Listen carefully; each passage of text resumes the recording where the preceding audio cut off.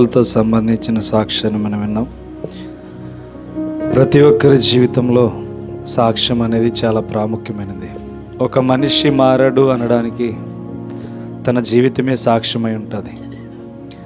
మన జీవితాల్లో కూడా దేవుడు సాక్ష్యాన్ని ఇచ్చి ఉన్నాడు, కానీ దాన్ని సంపాదించడానికి మనం వెనకడుగు వేస్తూ ఉన్నాం.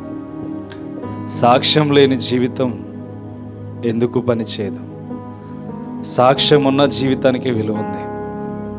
14 పత్రికలు అపోస్తులుడైన పౌలు రాశాడంటే కేవలం తన జీవితం పాతదిగా ఉండిపోవాలనుకోలేదు, క్రొత్తదిగా మార్చుకొని తన జీవితాన్ని దేవునికి ఇవ్వాలనుకున్నాడు. నేటి దినాల్లో కూడా మనము దేవుని యొక్క సువార్తను వింటున్నప్పుడు చాలా విలువైనది అని మనం గుర్తించగలగాలి. నేటి దినం వినే వాక్యాన్ని బట్టి మీ జీవితాలు ఎంతగా నిర్మించుకోవాలనుకుంటున్నారో, మీ స్వభావాలను దేవునికి ఎంతగా అర్పించాలనుకుంటున్నారో ఆ వాక్యాన్ని బట్టి దేవుడు మనతో మాట్లాడబోతున్నాడు. కాబట్టి చదవబడిన వాక్యం మొదటి వచనం చూడండి. ఈ స్వాతంత్ర్యమును అనుగ్రహించి క్రీస్తు మనలను స్వతంత్రులుగా చేసి ఉన్నాడు. కాబట్టి మీరు స్థిరముగా నిలిచి మరలా దాస్యమును కాడి క్రింద చిక్కుకొనకుడి. చిన్న ప్రార్థన చేసుకుందాం. మహాగణుడు అయిన గొప్ప దేవా, నీకు వందనాలు తండ్రి. నీ పరిశుద్ధమైన కృపచేత ఇదిగో తండ్రి, బలిపీఠం ఎదుట నిలబడినప్పుడు మా నోటి మాట సరైన రీతిలో నడవాలి గనుక నీ ఆత్మ అనే శక్తి మాకు అవసరమైనది తండ్రి. నేటి దినాన నీ ప్రజలు ఆశతో ఇక్కడ అడుగుపెట్టి ఉన్నారు తండ్రి. ఆశగల ప్రాణమును తృప్తిపరుస్తానని వాక్యం సెలవిస్తుంది. ఇదిగో నేను మాట్లాడితే వారి హృదయాల్లో మెలకువ రాదు తండ్రి. అయా, నీ బిడ్డలు నిద్రించుచున్నారు గనుక వాక్యముతో వారిని లేపి మాట్లాడమని ప్రార్థిస్తున్నాను.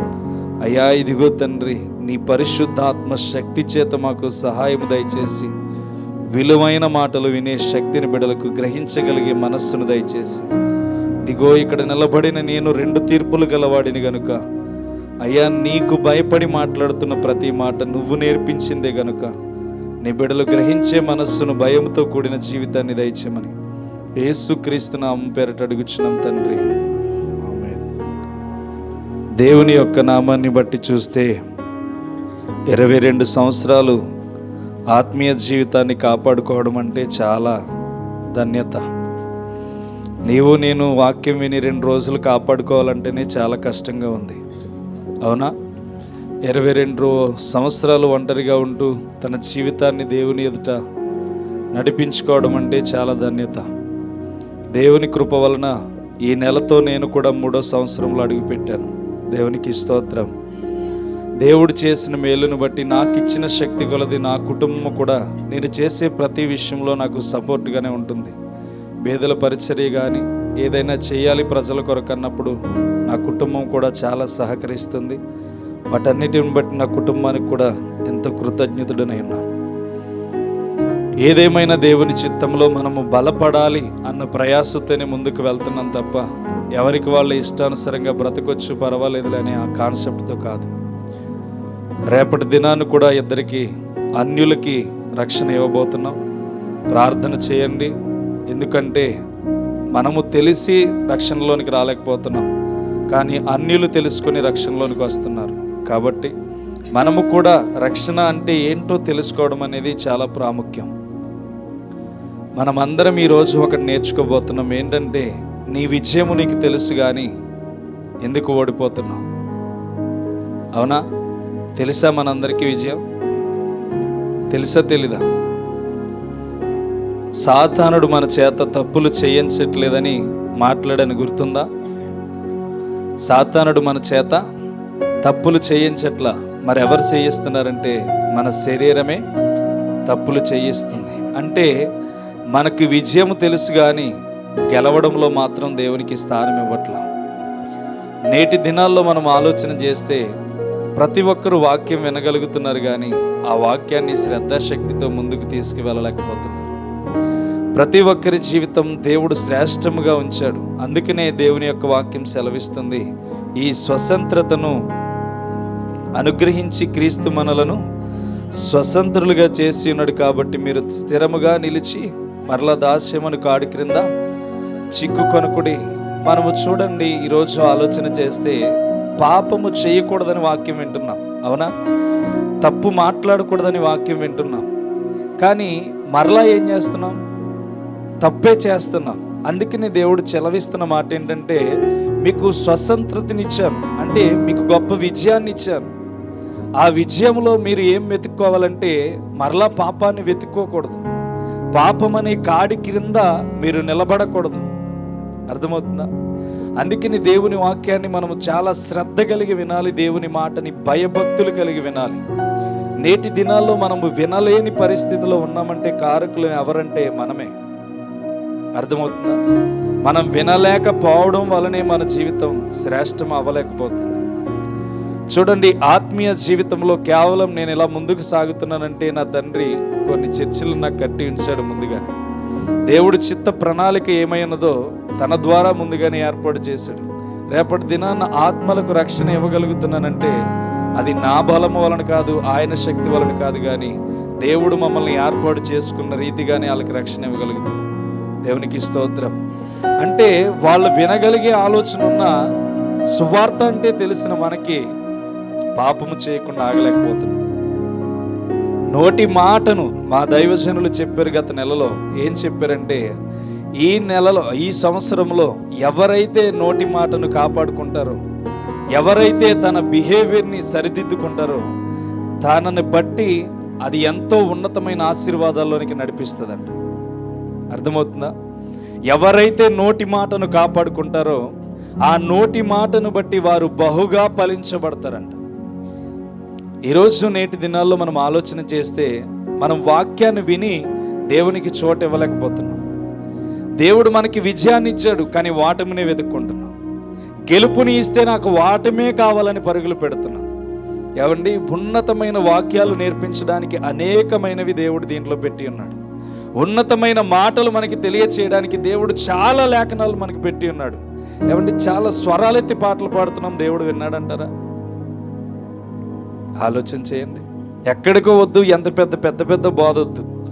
జస్ట్ క్యాజువల్గా మనం పాటలు పాడుతున్నాం, ఆ పాట దేవుని చెవిలోనికి వెళ్ళగలుగుతుందా? ఒక నిర్ణయం చూసుకోండి. అంటే ఎవరో గొప్పవారు, నేనే గొప్పవాడిని నేను చెప్పట్లేదు, కానీ మనము తెలుసుకోవాల్సింది చాలా ఉంది, మనము నేర్చుకోవాల్సింది చాలా ఉంది. ఏమంటే, కేవలం బబులోను సామ్రాజ్యంలో ముగ్గురి మీదే కాన్ఫిడెంట్ ఎందుకు పెట్టారు? అంతమందిని విడిచిపెట్టి టార్గెట్ ముగ్గురి మీద ఎందుకు పెట్టారు? అంటే వాళ్ళ స్థితి ఎలా ఉందో తెలుసా? వాళ్ళు స్ట్రాంగ్గా ఉన్నారు, వాళ్ళు కదలలేని స్థితిలో ఉన్నారు. వాళ్ళ విజయం ఏంటో వాళ్ళకి తెలుసు, వాళ్ళ రీజన్ ఏంటో వాళ్ళకి తెలుసు, ప్రతి ఒక్కటి వాళ్ళకి తెలిసి వాళ్ళు ఏం చేస్తున్నారంటే, నీ బొమ్మకు నేను రొక్కనంటున్నారు. కానీ ఈరోజు వాక్యం వింటున్న మన పరిస్థితి మరలా దాస్యమను కాడు క్రింద చిక్కుకొనబడుతుందంటే కేవలం నీ విజయం అనేది నువ్వు గుర్తించలేకపోతున్నావు. వాటం అనేదే నాకు కావాలని నువ్వు ఎదురు చూస్తావు. ఓడిపోయేటప్పుడు ఎవడైనా నీరసం వస్తుందా రాదా? వస్తుందా రాదా? వస్తుంది. కానీ గెలుస్తున్నప్పుడు మరీ ఉత్సాహం వస్తుందా రాదా? గెలుపు పొందుకున్న వాడికి ఎంత సంతోషం ఉంటుందంటే, నేను చూశాను కనుక నాకు తెలుసు. కబడ్డీ కానీ, వాలీబాల్ కానీ, జోదంలో కానీ, అది నాకు గెలుపు వచ్చిందంటే నాకు చాలా సంతోషంగా ఉండేది. ఎందుకని? నాకు విజయం అయ్యింది, దాన్ని బట్టి నాకు ఎంత సంతోషం ఉందని దాన్ని బట్టి అర్థమవుతుంది. కానీ ఓడిపోయిన వాడికి నీరసమే కనబడుతుంది, అవునా? గెలిచిన మనకి ఆనందం ఉంటే ఓడిపోయినాడు కూడా నీరసం ఉంటుంది. కానీ ఓడిపోతూ గెలిచిన వాడికి చాలా సంతోషం ఉంటుంది. అర్థమవుతుందా? వీళ్ళు ఓడిపోవడానికి బబులోను రాజ్యంలో ఎదురు చూస్తున్నారు, కానీ ఆ ఓటమి ఏంటంటే దేవునిని గణపరచడానికి ఓడిపోతున్నారు. కేవలం వాళ్ళు స్తుతించగలగొచ్చు వాడిని. ఆ బంగారు వెండిని దండం పెట్టేసి, ప్రభు వాళ్ళ కఠినమైన పరిస్థితులు మేము బానిసలం కనుక పెట్టేసే, మమ్మల్ని క్షమించి ప్రభు అని చెప్పి వాళ్ళు బ్రతిమాలొచ్చు మరలా దేవుణ్ణి. కానీ ఆ స్థితిలో కూడా వాళ్ళు ఏం చేస్తున్నారంటే, దాని వైపు దృష్టి పెట్టక దేవుని వైపే, ఓడిపోయినా దేవుని ఎదుట గెలుస్తున్నాము గనుక అని చెప్పి చూస్తున్నారు. ఈరోజు నీ జీవితంలో చాలా శ్రమలు, కాబట్టి పుట్టిన బిడ్డ కాడి నుంచి మరణించే ప్రతి ఒక్కరి వరకు శ్రమలు అనేవి మానవ శరీరానికి అనుభవాలు, అవునా? ఈ అనుభవాలను బట్టి మనం ఆలోచన చేస్తే, శ్రమల వెంట పరిగెడితే శ్రమలే మనకు కనపడతాయి. కానీ ఎప్పుడైనా సరే మనము గెలవగలమని పరిగెడితే ఆ గెలుపే మన ముందు నిర్ణయించబడుతుంది. ఈరోజు నువ్వు గెలవాలి, ఓడిపోకూడదు. నువ్వు గెలవగలిగే శక్తిని దేవుడు నీకు ఇచ్చాడు. నీకు స్వతంత్రతనిచ్చాడు. అంటే నీకు స్వతంత్రత అంటే రెక్కలు కట్టుకుని పైకి ఎగిరే శక్తిని దేవుడు ఇచ్చాడు. నువ్వు ఎగిరితావా, ఆగిపోతావా? చెప్పాలి. చాలా శ్రద్ధశక్తితో ఉండండి వినగలిగే వారందరూ. నువ్వు ఎగరగలగవు. దేవుడు నీకు చెప్పాడు, రెక్కలు కట్టుకుని ఎగరగలిగే శక్తి నీకు ఇచ్చాను. ఇప్పుడు నువ్వు అక్కడే నిలబడిపోతావా, ఎగరగలవా? ఎగరగలనన్నప్పుడు మరలా పాపం వైపు ఎందుకు చూస్తున్నావు? ఎగరగలనన్నప్పుడు నీ నోటి మాటని ఇంకా ఎందుకు సరి చేసుకోలేకపోతున్నావు? ఎగరగలనన్నప్పుడు దేవుని వైపు పరుగులు పెట్టకుండా ఎందుకు చూస్తున్నావు? దేవుడు నీకు స్వతంత్రత ఇచ్చాడు. మరి దాస్యం అనే కాడి క్రింద మనం ఎందుకుంటున్నాం? ఇంకా అది ఇశ్రాయేలీయులకు సంబంధించింది. కానీ దేని వర్తమానము ఎలా దేవుడు మనకి ఇచ్చాడో దాన్ని బట్టే మాట్లాడుకుందాం. అంటే నేటి దినాల్లో మనం ఎలా ఉన్నామంటే, విన్న వాక్యాన్ని బట్టి ఇశ్రాయేలు ప్రజల వలె ఉంటున్నాం. మరలా బయటికి వెళ్ళిన తర్వాత నార్మల్ పరిస్థితి కనబడుతుంది. రోజు ఈ సంవత్సరం అంతట్లో మొదటి వారంలో నేను అన్నాను, ఈ సంవత్సరం అంతట్లో మీ నోటిని కాపాడుకోవడం ప్రయత్నం చేయండి. మీకు దీవెనలు ఎలా వస్తాయో దాన్ని బట్టి మీకే గమనిస్తారు అని చెప్పి అన్నాను. మీకు ఎంతమంది గుర్తుందో లేదో తెలియదు, కానీ నాకు చెప్పే ప్రతి మాట గుర్తుంటుంది. మీకు ఇచ్చే ప్రతి వాగ్దానం గుర్తుంటుంది. ఎందుకంటే మీకు ఇచ్చిన వాగ్దానాలు నెరవేరాలని ప్రత్యేక ప్రార్థన జరుగుతుంది. అర్థమవుతుందా? మీకు ఇచ్చే వాగ్దానాలు ప్రత్యేకంగా నెరవేరాలని ప్రార్థన కూడా జరుగుతుంది. ఈ ఊరికే మీరు దీవించబడతారు, ఆశీర్వదించబడతారని నేను చెప్పను. అంతరాత్మ దేవుని చేత నింపబడినప్పుడు ఏ మాట అయితే పలకబడుతుందో, దేవా ఈ రోజు నీ ప్రజలకు ఆ మాట ఇచ్చా, ఆ మాట పరంగా నెరవేర్చని ప్రార్థన చేస్తాను. మీరు పొందుకున్న దాన్ని గుర్తు చేసుకోకపోతే, నా ప్రార్థన మీ దాకా రాకపోతే నేనేం చేయలేను. అర్థమవుతుందా? దేవుని దగ్గర బ్రతిమాలుకుని గోజాడుతున్న మాటలు మీ దగ్గరికి రాకపోతే అందులో మీ మైనస్ ఉంటుంది. మీరు పొందుకోకపోవడానికి దానికి కారణం. అందుకని మన జీవితాల్లో ఏం కలగాలంటే గెలుపు కొరకే పరుగులు పెట్టాలి. ఓటములో గెలుపును చూడగలిగితేనే మన విజయం అంచుల్లోనికి వెళ్ళగలుగుతాం. ఏమండి, థామస్ అల్వా ఎడిసన్ ఎంతమందికి తెలుసు?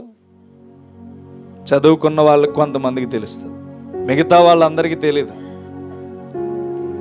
తెలుసా మీ అందరికీ? ఎవరైనా ఈ లైట్లన్నీ రావడానికి గల కారణం ఆయనే. కానీ ఆయన ఎవరికి తెలియదు. ఇంతమందిలో ఒక 5-6 లేకపోతే 10 మందికి తెలుస్తుంది. అంటే ఆయన 999 సార్లు ఓడిపోయాడంట బలుపు కనిపెట్టడానికి. ఎన్నిసార్లు? 99 సార్లు ఓడిపోయాడంట బలుపు కనిపెట్టడానికి. ఓడిపోయినప్పుడు ఎందుకులే అని విడిచిపెట్టలేదంట. 100సారి కూడా ప్రయత్నం చేశాడు, విజయం సాధించాడు. ఈరోజు నువ్వు చాలా వాక్యాలు విని ఓడిపోతూ ఉంటున్నావు. నేటి దినాన్ని కూడా దేవుడు నీకు అదే చెప్తున్నాడు, నీకు స్వతంత్రత ఇచ్చాను. నువ్వు దాస్యం అనే కాడి క్రింద ఇంకా చిక్కుకోవద్దు. నువ్వు దాస్యం అనే కాడి క్రింద నీవు చిక్కుకుంటే నీ భవిష్యత్తు అనేది ఇంకా ఎదగదు. నీ భవిష్యత్తు ఎదగాలంటే ముందు నువ్వు ఆ కాడి కింద నుంచి బయటకు వచ్చి, పాపము చేస్తున్న విపత్తుల నుంచి నీవు బయటకు వచ్చే, చెడ్డ కార్యముల నుంచి నీవు బయటకు వచ్చే, చెడ్డ తలంపుల నుంచి బయటకు వచ్చే. అప్పుడు బయటకు వస్తే నీకు స్వతంత్రత అనేది, అంటే గెలుపు అనేది నీకు అర్థమవుతుంది. గెలుపు అనేది అర్థం అవ్వాలంటే ప్రయత్నించాలి. ప్రయత్నం చేయాలా, చేయకూడదా? గెలుపు అనేది మనలోనికి రావాలంటే ప్రయత్నం చేయాలి. ప్రయత్నం చేయాలంటే ముందులో మనలో సంకల్పం రావాలి. కానీ ఆ సంకల్పాన్ని మనం పొందలేకపోవడం వలనే మనం గెలుపు అంచుల్లోనికి వెళ్ళలేకపోతాం. గెలుపు అంచుల్లోనికి వెళ్ళాలి అంటే ముందు నువ్వు ప్రయత్నం చేయాలి. ప్రయత్నం లేకుండా ఏది కూడా జరగదు. పరీక్షలు రాస్తున్నప్పుడు ఎగ్జామ్ హాల్లోకి వెళ్ళిపోయి డైరెక్ట్ రాసేద్దామా చదవకుండా? చదివే ప్రయత్నం ఉంటేనే వచ్చే ప్రతి ప్రశ్నకు కింద జవాబు రాయగలుగుతాం, లేకపోతే రాయలేం. అవునా కదా? లేదా ఒక ఇంటర్వ్యూకి వెళ్తున్నప్పుడు ప్రతి దానికి ఎలా చెప్పాలి, వాళ్ళకి ఎలా మనం రిప్లై ఇవ్వాలనే దాన్ని ప్రిపేర్ చేసుకుని మనం ముందుకు వెళ్తాం. అవునా? ఆ ప్రిపేర్ చేసుకుని వెళ్ళినప్పుడే, అతను ఇంటర్వ్యూ చేస్తున్నప్పుడు దాని పద్ధతిలో మనం చెప్పగలిగినప్పుడేనే అప్పుడు ఉద్యోగం మనకి వస్తుంది. అంటే మన యొక్క ఆత్మీయ జీవితం కేవలం నిలబడాలంటే మనల్ని మనం ఏం చేయాలంటే ప్రిపేర్ చేయాలి. మనల్ని మనము దేవుని వైపు నడిపించాలి. మనల్ని మనము దేవుని మాటలకు ఆకర్షణీయంగా మార్చుకుంటూ ఉండాలి. దేవుని యొక్క నియమాలు ఎలా చెప్తున్నాడు దైవ సేవకుడు అంటే, ఆ నియమాలను ఎలా పాటించాలో స్పష్టంగా వివరిస్తున్నప్పుడు ఆత్మను వినే వినికిడిని బట్టి నీ హృదయాన్ని మారుస్తుంది. అర్థమవుతుందా? నువ్వు వినే వినికిడిని బట్టే నీ యొక్క అంతరంగం ఏమవుతుందంటే మార్చబడుతుంది. అందుకని దాస్యమను కాడి క్రింద మీరు మరలా చిక్కుకొనొద్దు. మీరు పాపం అనే కాడి క్రింద మరలా ఏం చేయాలి? చిక్కుకొనకూడదు. ఏమండి, కేవలం ముగ్గురి మీద ఫోకస్ పెట్టారంటే వాళ్ళ పరిస్థితి ఎంత నమ్మకంగా ఉందో ఆలోచన చేయండి. నీ మీద ఫోకస్ లేదంటే సాతానుడికి నీతో పెద్ద పట్టింపు లేదు. అర్థమవుతుందా? నీ మీద సాతానుడికి ఫోకస్ లేదు. ఎందుకని? నీ గురించి వాడికి పెద్ద ఇబ్బంది లేదు. ఎవరి మీద ఇబ్బంది పెడతాడంటే ఇక్కడ ఇబ్బంది పెడతాడు. ఎందుకని? ఎంతమంది గొర్రెలు ఉన్నాయి కనుక వీటన్నిటిని నడిపించేవాడిని చెడగొడితే ఆటోమేటిక్గా మిగతాయన్నీ చెడిపోతాయి. అందుకని ఎక్కడ దెబ్బ కొడతాడు? ఇక్కడ దెబ్బ కొడతాడు. ఇక్కడ దెబ్బ కొడితే ఆటోమేటిక్గా హృదయాలన్నీ చెడిపోతాయి, మారిపోతాయి. అందుకనే వాడి టార్గెట్ ఎక్కడ పెడతాడంటే ఇక్కడ పెడతాడు. వాడికి తెలియని విషయం ఏంటంటే పరిపూర్ణమైన భక్తిలోనికి వెళ్ళిన వాడు పడిపోవడానికి వాడికి అర్థం కాదు. అర్థమవుతుందా? జీవితమే వద్దానికి సేవ చేసే వాడి విషయంలో ఏ మాత్రం కూడా సాతానుడు ఈ వెంట్రుక ముక్క కూడా ముట్టుకోలేడు. ఎందుకని? ఆయన చిత్తములో మన తల నెరవాలన్నా, నలుపుగా ఉండాలన్నా, తెల్లగా అవ్వాలన్నా ఆయన చిత్తంలో ఉంది. అర్థమవుతుందా? అందుకనే మీకు స్వతంత్రతనిచ్చిన యేసుక్రీస్తు దగ్గరికి మీరు ఎలా వెళ్ళాలంటే దాస్యం అని కాడి క్రింద చిక్కుకొనికి మరలా అలా వెళ్ళకూడదు. ఎలా రావాలంటే నీ లైఫ్ చేంజ్ అవ్వాలి. ఎవ్రీథింగ్ ప్రతి వారం ఏం చేయాలంటే నువ్వు చేంజ్ అవుతూ రావాలి. అంటే నీ యొక్క క్యారెక్టర్ మార్చుకుంటూ రావాలి. ఈమె నా దగ్గరకు వస్తుందని దేవుడి కనులు ముందుగానే నీ పైన పడాలి. ఎంతమంది శ్రేష్టత కలిగిన వారి మధ్యన దేవుడు నన్నే చూడాలని చెప్పి నీ యొక్క స్థితి ఇక్కడ నిలబడాలి. అప్పుడు నీ జీవితం అభివృద్ధి అవ్వడం ప్రారంభిస్తుంది. ఏమండి, మోషేని గురించి చూస్తే 4వ అధ్యాయం 1వ వచనం చూస్తే అంటాడు, ఏమంటాడో చూడండి. మరియు నేను చెప్పినది ఏమనగా, అమ్మా, నిర్గమాకాండం 4వ అధ్యాయం 1వ వచనం, అందుకు మోషే చిత్తగించుము, వారు నన్ను నమ్మరు, నా మాట వినరు, యెహోవా నీకు ప్రత్యక్షము కాలేది అందరూ. చూడండి, ఇక్కడ మోషే దేవుని కార్యాలను చేయడానికి తప్పించుకున్నాడు. అర్థమవుతుందా? యెహోవా దేవుడు మోషేతో మాట్లాడుతున్నాడు. ఏమని మాట్లాడాడంటే, మోషే నా ప్రజలను దాస్యమను కాడి క్రింద ఉండిపోయారు, దానిలో నుంచి బయటికి తీసుకురావడానికి నువ్వు వెళ్ళాలి అని మోషేని ఎన్నుకుంటే, మోషే మాత్రం ఎక్కడ ఆగిపోవాలనుకుంటున్నాడు? గొర్రెలను మేపే కాడే ఆగిపోవాలనుకుంటున్నాడు. తన మామగారి ఇంటి వద్దనే తన జీవితం అయిపోతుంది అనుకుంటున్నాడు. నాకు ఈ ప్రాంతం చాలు అని మోషే ఏమన్నాడంటే, వాళ్ళు నన్ను నమ్మరు, నేను వెళ్ళను, నా మాట వినరు, నాకు కుదరదు అని చెప్పి దేవునితో మాట్లాడుతున్నాడు. ఒకసారి ఆలోచన చేయండి. ఇప్పుడు ఈయననే మనకి ఇన్స్పిరేషన్గా తీసుకుందాం. ఇప్పుడు ఈయన ఆ ప్రాంతం నుంచి కదిలి వెళ్ళకపోతే సముద్రమును చీల్చేవాడా? కొన్ని లక్షల మందిని దేవుని వైపు నడిపించేవాడా? ఆలోచన చేయండి. ఈ వ్యక్తి ఒక కాడి క్రింద ఆగిపోవాలనుకున్నాడు. ఒక దాస్యమని కాడి క్రింద ప్రజలు బాధపడుతుంటే దేవుడు విడిపించాలని ఆశపడి వారి యొద్దకు దేవుడు నడిపించాలనుకుంటే ఇతను అంటున్నాడు, నన్ను నమ్మరు. అర్థమవుతుందా? ఇప్పుడు దేవుడు నమ్మాలా, మనుషులు నమ్మాలా? నువ్వు మారేవని మనుషులకు చూపిస్తే గొప్ప, లేకపోతే దేవుడికి చూపిస్తే గొప్ప? నువ్వు కరెక్ట్గా ఉన్నావని దేవుడికి చూపిస్తే గొప్ప, లేకపోతే మనుషులు ఎదుటి కనపడితే గొప్ప? నేను ఇదే చెప్తున్నాను, ఒకటి గుర్తుపెట్టుకోండి. నీ మీదకి బోల్డ్ అన్ని విపత్తులు వస్తున్నాయి. తీర్పు తీర్చేవాడు మనుషుడా, దేవుడా? దేవునికి మాత్రమే భయపడండి. వాడు ఈ మాట అన్నాడంటే వాడు ఆ తీర్పులో చూసుకుంటాడు. నువ్వు తప్పు చేయకపోతే మనుషులకు భయపడవు. నువ్వు తప్పు చేయకుండా నిలబడితే దేవునికి మాత్రమే భయపడతావు. అర్థమవుతుందా? నీలో ఒక భయము ఏర్పడుతుందంటే కేవలం నీలో తప్పు జరుగుతుంది. నీలో ఒక భయము కనబడుతుందంటే ఒక తప్పు నీలో కనబడుతుంది కనుక నువ్వు ఇంకా దాస్యమని కాడి క్రింద నిలబడిపోయావు. నీలో తప్పు లేకపోతే ఎదుటివాడు ఎన్ని నిందలు వేసినా వారి మాటలు నువ్వు సహించవు.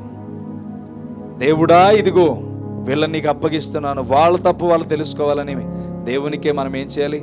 అప్పగించాలి. నువ్వు తీర్పు తీర్చొద్దు ఎవరికి, నీవెవరి విషయంలో తలదూర్చొద్దు. నీ లైఫ్ బాగుండాలి, నీ జీవితం బాగుండాలి, నీ యొక్క జీవితంలో శ్రేష్టమైన ఫలాలు నువ్వు తినాలి, శ్రేష్టమైన అనుభవాలు నువ్వు పొందుకోవాలంటే ప్రాముఖ్యంగా నువ్వు చేయవలసింది ఏంటంటే నీ క్యారెక్టర్ని మాత్రం నువ్వు డిజైన్ చేసుకో. నీ క్యారెక్టర్ ఎలా ఉండాలి దేవుని ఎదుట అనేది నువ్వు డిజైన్ చేసుకుంటేనే నీ జీవితం అభివృద్ధి అవ్వడం ప్రారంభిస్తారు, లేకపోతే నీ జీవితం ఫలించలేదు. అందుకనే ఈ యొక్క మోషే అంటున్నాడు, నేను వెళ్ళను అంటున్నాడు. వెళ్ళకపోతే మోషే మనకు తెలిసేవాడు అంటారా? కేవలం మోషే ఒక దేవుడు పిలిస్తే వెళ్ళలేదో అని చెప్పుకునేవాళ్ళు. కానీ మోషే చేసిన అద్భుతాలను గురించి మనం మాట్లాడుతున్నామంటే కేవలం దేవుడు బలవంతంతో అతన్ని ఆ రోజు పంపించాడు. ఈరోజు బలవంతంగా నువ్వు వాక్యాన్ని వింటున్నావు, ఒకరోజు ఈ వాక్యం నిన్ను ఫలించేలాగా చేస్తే దేవుడు నీతో ఎందుకు మాట్లాడాడో ఆ సంతోషం ఆ రోజు నీకు కనబడుతుంది. దేవునికి స్తోత్రం. అందుకనే ప్రయాస. ఎందుకు ఊరికే వాక్యం వినడానికి వచ్చాం, సరదాగా 4 మాటలు, ఇద్దరు మాట్లాడవలసిన అవసరం ఏంటి? ఒకరు మాట్లాడి మిమ్మల్ని పంపించేయచ్చు. కానీ కేవలం ఎందుకు ప్రయాస అంటే ఒక ఆత్మ అయిన దేవుని ఎదుట నిలబెట్టాలని, ఒక జీవితమైన దేవుని ఎదుట గురిగా నిలబెట్టాలని. మీలో ఎంతమంది బాధపడట్లేదు? మీ పిల్లలు బాగాలేదు పరిస్థితి అని, నా భర్త బాగాలేదని ఎంతమంది బాధపడట్లేదు? అంటే నేను ఎందుకు చెప్తున్నానంటే దేవుడు కూడా అలాగే బాధపడుతున్నాడు. దేవుడు కూడా అదే విషయంలో మనల్ని ఎంతగానో ప్రాధేయపడుతున్నాడు. ఈ స్వతంత్రతను యేసుక్రీస్తు మనకి ఇస్తే దాస్యమను కాడి క్రింద ఇంకా మనం నిలబడుతున్నాం. అర్థమవుతుందా? నేటి జనంలో మనం ఎలా ఉండాలంటే ప్రతిష్ఠింపబడిన వారిగా జీవితం ఉండాలి, ప్రత్యేకింపబడిన వారిగా మన జీవితం ఉండాలి, దేవుని కొరకు నిలబడిన వారిగా మన జీవితం ఉండాలి. ఎవరయ్యా ఈయనంటే దేవుని కొరకు ఒక వ్యక్తి ఏర్పాటు చేసుకున్న జీవితాన్ని ఎలా ఉంటుందో నువ్వు చూపించే రీతిగా మన జీవితాలు ఉండాలి. ఇదే మన జీవిత లైఫ్, దేవుడు మనకు అప్పగించిన ప్రాధాన్యత. అందుకని రాత్రంతా కష్టపడినా రాలేదు ప్రతిఫలము. అర్థమవుతుందా? నువ్వు పోరాటం చేయి, గెలవాలో ఓడిపోవాలో దేవుడు అన్ని నీకు ఏర్పాటు చేస్తాడు. ఏమండి, గెలుపు కోసం ఏసేపు శ్రమల వైపు పరిగెట్లా. అర్థమవుతుందా? గెలుపు ఉందని ఏసేపుకు తెలియదు ముందు, తెలుసా? ఎవరికైనా ముందు వాక్యం చెప్పబడింది? అలాగా చెప్పబడలేదు. వాక్యం ఏం చెప్తుందంటే ఏసేపు ఇలా శ్రమల పాలయ్యాడు, కానీ తన నీతిని కాపాడుకోవడం వలన రాజు అయ్యాడని చెప్తుంది వాక్యం. కానీ ఈరోజు మన నీతిని కాపాడుకుంటే మనం ఎందుకు రాజులమావో? మన నీతిని కాపాడుకుంటే మన జీవితాలు ఎందుకు ఆశీర్వదించబడవు? మన నీతిని కాపాడుకుంటే దేవుడు ఎందుకు మన ఉన్నతమైన స్థితిలో నిలబెట్టడు? అర్థమవుతుందా? ఎక్కడ పాయింట్ ఆఫ్గా మనం ఓడిపోతున్నామంటే మన యొక్క బిహేవియర్ని బట్టి మనం ఓడిపోతున్నాం, మన యొక్క నడవడికను బట్టి మనం ఓడిపోతున్నాం. నేటి దినాల్లో మనం ఓడిపోవలసిన వాళ్ళం కాదు, గెలవవలసిన వాళ్ళమని దేవుడు చెప్తున్నాడు. దేవుడు చెప్తున్న మాట, స్వతంత్రతను మీకు ఇచ్చాను, మరలా దాస్యమని కాడి క్రింద మీరు చిక్కుకొనొద్దు. మీరు ఎందుకు చిక్కుకుంటున్నారంటే మీకు పాపమని ఆలోచనలు ఇంకా మీలో క్రియేట్ అవుతున్నాయి. నేను ఇంకా సమయం ఉందని చెప్పి ఆలోచనలు మనలో క్రియేట్ అవుతున్నాయి. యవనస్తులు ఎందుకు దేవుని ఎదుట రాలేకపోతున్నారంటే దేవుని దగ్గర ఇంకా సమయం ఉందిలే అని చెప్పి ఆలోచన చేస్తున్నారు. వెళ్ళడానికి సమయం ఉందని చెప్పి యవనస్తులు చాలా నిర్లక్ష్యం చేస్తున్నారు. ఎందుకు నిర్లక్ష్యం చేస్తున్నారంటే వాళ్ళ శరీరం బాగుంది, తినడానికి అన్ని సౌకర్యంగా దొరుకుతున్నాయి, ఎంజాయ్ చేయడానికి బళ్ళు ఉన్నాయి, అనేకమైన విచిత్రమైన చూడడానికి ఫోన్ ఉంది, లేకపోతే సినిమాలు ఉన్నాయి, ఎంజాయ్ చేయడానికి వెళ్తున్నారు. సమయం ఉందని మోసపోతూ దుర్దినముల్లోనికి వెళ్ళిపోతున్నారు. ఏ సమయాన్ని ఏ కీడు పొంచి ఉందో మనకి తెలీదు. దేవుడు అదే చెప్తున్నాడు, నేను మీకు స్వతంత్రత ఇచ్చాను, స్వతంత్రతలోనే ఉండండి తప్ప మరలా కీడు వైపు మీ జీవితాలు వెళ్ళొద్దు అని దేవుడు సెలవిస్తున్నాడు. రోగము రాని మనిషి ఉంటాడంటారా? ఉంటాడా? ప్రతి మనిషికి రోగం వస్తుంది, కానీ సరైన నైవేద్యం జరిగినప్పుడే, దానికి వైద్యం జరిగినప్పుడే ఏమవుతుంది? ఆ రోగం నయమవుతుంది. నేటి దినాల్లో వాక్యం నీ లైఫ్ ఇలా ఉండాలని చెప్తుంటే చేంజ్ చేసుకోవడానికి ఎందుకు ఇబ్బంది? మార్చుకోవడానికి ఎందుకు ఇబ్బంది? ఎవరైనా నిన్ను అభ్యంతర పెడతారా నువ్వు మారుతానంటే? అభ్యంతర పెడతారా? బలవంతంగా కుటుంబాన్ని అంతటినీ ముంచి నీటిలో బాప్తిసం ఇచ్చేసినందుకు మాత్రమే వాళ్ళకి ఇష్టం లేకుండా ముంచినందుకు నువ్వే ఎవరో లెక్క చెప్పాలి, ముంచినోడు అప్పు చెప్పాలి. అర్థమవుతుందా? ఈరోజు నువ్వు మారగలవు, నీ స్థితిని మార్చుకోగలవు, నీ జీవితం బాగుపడుతుంది వాక్యంలోనికి వస్తే అని దేవుని వాక్యం సెలవిస్తున్నప్పుడు నువ్వు పాపమనే కాడి క్రింద చిక్కుకొనొచ్చు అంటారా? చిక్కుకొనకూడదు. ఇంకా రక్షణ పొందని వాళ్ళు ఉంటే రక్షణ పొందండి. రక్షణ లేకుండా జీవించొద్దు. ఈ కాలం దేవుని యొద్దకు వెళ్ళబోతుంది. ఆయన ఏ రీతిగా మన జీవితాల్లో ఉన్నాడో దాన్ని కాపాడడానికి ప్రయత్నం చేయండి. ఆత్మానుసారమైన ఆత్మను విషయముల మీద ధ్యానం కలిగి ఉంటుంది. శరీరానుసారమైన మనసు శరీరముల మీద ఆశ కలిగి ఉంటుంది. ఎప్పుడైనా సరే మన జీవితంలో ఒకటి గుర్తుపెట్టుకోండి. నిక్కు ఉజిసన్ అనే వ్యక్తి ఎవరికైనా తెలుసా? మొండెంతో సువార్త చేస్తున్న వ్యక్తి. ఎంతమందికి తెలుసు? ఆ వ్యక్తి చిన్నప్పుడు కాళ్ళు చేతులు లేకుండా పుట్టాడు. మీకు అందరికీ గుర్తొచ్చే ఉంటుంది. ఆ వ్యక్తి కాళ్ళు చేతులు లేకుండా పుట్టాడు. అయితే పుడితే చిన్నప్పుడు వాళ్ళ తల్లిదండ్రులు ఏమనుకున్నారంటే మొండంతో పుట్టాడు అని చెప్పి చాలా బాధలు పడ్డారు. ఇతను ఎదుగుతున్న కొలది ఇతనికి కూడా మానసిక బాధ వచ్చింది. ఇదిగో ఇతనే ఈ వ్యక్తి. చూడండి, ఎవరైనా చూడలేకపోతే కనబడుతుందా? ఇదిగో ఇతను ఇలాగే ఉన్నాడు ఇప్పుడు కూడా.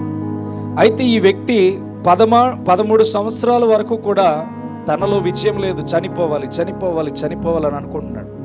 నీటి భాగానికి వెళ్ళి మునిగిపోయి చనిపోవాలనుకున్నప్పుడు తల్లిదండ్రులు కాపాడడం, లేకపోతే స్విమ్మింగ్ పూల్లో దూకేసి ఇక నేను చచ్చిపోతున్నానని చెప్పి అనుకున్నప్పుడు ఎవరో ఒకరు వెళ్ళి అతనిని కాపాడడం, అలా 13 సంవత్సరాలు తన జీవితంలో జరిగింది. జరుగుతున్నప్పుడు తనకు ఒక లెటర్ కనబడ్డదంట. ఏం కనబడ్డదని తెలుసా?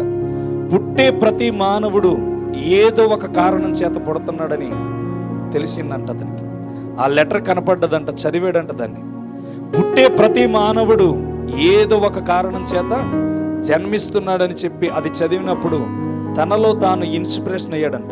ఆ మాట తీసుకుని కేవలం నేను పుట్టానంటే ఏదో ఒక కారణం ఉందని ఆ లెటర్ తీసుకుని తన జీవితాన్ని క్రొత్తగా స్టార్ట్ చేశాడంట. మరణం నుంచి చనిపోవాలనుకున్న వ్యక్తి, ఆ వ్యక్తి తన యొక్క స్టార్టింగ్ ఎలా ఉందంటే దేవునికి ప్రార్థన చేయడం మొదలు పెట్టాడంట. నేను సాధించలేను అనుకున్నదల్లా సాధించడం ముందుకు తీసుకువెళ్ళాడంట. తను ఈరోజు కొన్ని లక్షల మందికి రక్షణ ఇచ్చేవాడిగా మారిపోయాడు. అర్థమవుతుందా? తన యొక్క జీవితం ఏమనుకున్నాడంటే చనిపోవాలనుకున్నాడు. 13వ సంవత్సరంలో ఒక మాట తన జీవితాన్ని మార్చింది. ఈరోజు మన జీవితాల్లో ఎన్ని మాటలు కనబడుతున్నాయి. అంతర్జాతీయ సువార్థికుడిగా 2500 సార్లు ఫ్లైట్ ఎక్కాడంట. 3 సార్లు ఫ్లైట్ కూలిపోయే పరిస్థితులు. ఒకసారి ఫ్లైట్ అయితే కూలిపోయింది ఆయన, అయినా కానీ తన యొక్క జీవితం ఇంకా బ్రతికే ఉంది. ఎందుకని ఆలోచన చేయండి. నిన్ను నన్ను కూడా దేవుడు ఏదో ఒక కారణం చేత పుట్టించాడు. కానీ నువ్వు నేను ఎక్కడ ఆగిపోతున్నామంటే దాస్యం అని కాడి క్రింద ఆగిపోతున్నాం. నమ్మకం లేని జీవితంలో ఆగిపోతున్నాం. ఫలితం లేని జీవితంలో ఆగిపోతున్నాం. ఫలితం లేని ప్రాంతంలో నిలబడిపోతున్నాం. దేవుడు మనకి తెలియజేసేది ఏంటో తెలుసా? స్వాతంత్రమునిచ్చాను, మరలా మీరు ఆ కాడి క్రింద చిక్కుకోనొద్దు. మిమ్మల్ని విడిపించడానికే బయటికి నేను ఈ లోకానికి వచ్చాను. మిమ్మల్ని పాపంలో నుంచి బయటికి లాగడానికే నేను ఈ లోకానికి వచ్చాను. మరి మనమేం చేస్తున్నాం? పాపం వైపే చూస్తున్నాం. పాపమే మనల్ని ఆకర్షణీయంగా మారుస్తుంది. పాపమే మన జీవితాలని బాగు చేసుకోకుండా చేస్తుంది. మన నోరే మన జీవితాలను నాశనం చేస్తుంది. అవునా కదా? నోరు సరిగ్గా ఉంటే మన దేహం అంతా సరిపడుతుంది. అవునా కదా? ఎప్పుడైనా చూడండి, ఏదైనా పని చేయాలన్నా, కాలు పని చేయాలన్నా, చేతులు పని చేయాలన్నా మన నోరు సరిగ్గా ఉంటేనే పని చేయగలుగుతాం. తప్పు చేసి సరి చేసుకోవాలంటే ఎంత టైం పడుతుంది? ఎవరూ తప్పు చేయలేదు, నీ నోటిలో ఒక వార్త పడ్డది, ఊరందరికీ చెప్పేశావు, ఇంతగా చేయలేదని తెలిసింది. ఊరందరినీ ఎంక్వైరీ చేస్తే నీ దగ్గరికి వచ్చింది, ఫస్ట్ నువ్వే చెప్పేవని. ఇప్పుడు నువ్వు తప్పు సరి చేసుకోవాలి, దొరుకుతుందా? దొరకదా? ఏం చేద్దావు? కాళ్ళ మీద ఆడతావు. ఊరందరి దగ్గరికి వెళ్ళి మళ్ళీ చెప్పాలి. వాళ్ళు నమ్ముతారా నమ్మరా? చెప్పు. ఒకసారి ఆలోచన చేయండి, క్యాజువల్గా ఆలోచన చేయండి. ఊరందరికీ చాటింపేసి అయిపోయింది. ఇప్పుడు మరలా అదే ప్రజల దగ్గరికి వెళ్ళి నువ్వు అదే మాట చెప్తున్నావు. అమ్మ అది కాదంట, తప్పంట 10 వాళ్ళ దగ్గర చెప్తున్నావు. ఈజీగా అబద్ధాన్ని నమ్మినోడు నిజాన్ని నమ్ముతాడా? ఎంత కవర్ చేస్తే ఆ నిందపోతుంది. అందుకనే మాట మాట్లాడే ముందు చాలా జాగ్రత్తగా ఉండండి. దేవుని న్యాయపీఠం ఎదుట నోటితో మాట్లాడిన ప్రతి మాటను గురించి ఆయన న్యాయపీఠం ఎదుట మాట్లాడాలని చెప్తున్నాడు. అర్థమవుతుందా? నువ్వు ఏం చేస్తావో చెయ్యి, కానీ తప్పు నిజమో కాదని చెప్పి మాట్లాడండి. దేవుడు మనల్ని పాపము క్రింద ఉండొద్దని చెప్తున్నాడు. నీతి యావత్తు మన కొరకు నిర్మించి ఆయన స్వతంత్రుడిగా మనల్ని స్వతంత్రులను చేసి వెళ్ళాడు. అందుకని ఈరోజు మనము కాడి క్రింద కూర్చోకూడదు. ద్వితీయోపదేశకాండం 30వ అధ్యాయం 19వ వచనం చూడండి.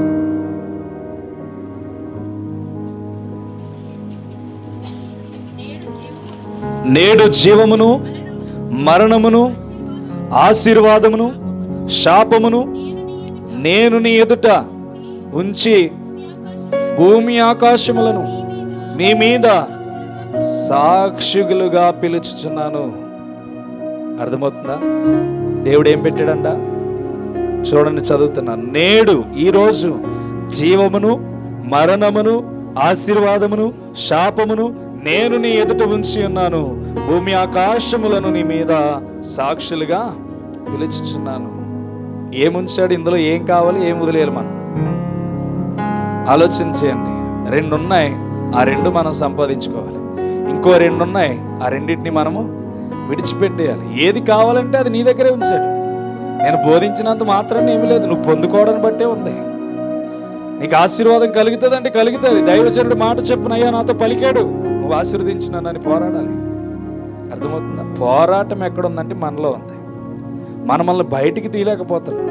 మనల్ని మనం రక్షించుకోవడానికి మన కెపాసిటీని యూజ్ చేయలేకపోతున్నాం.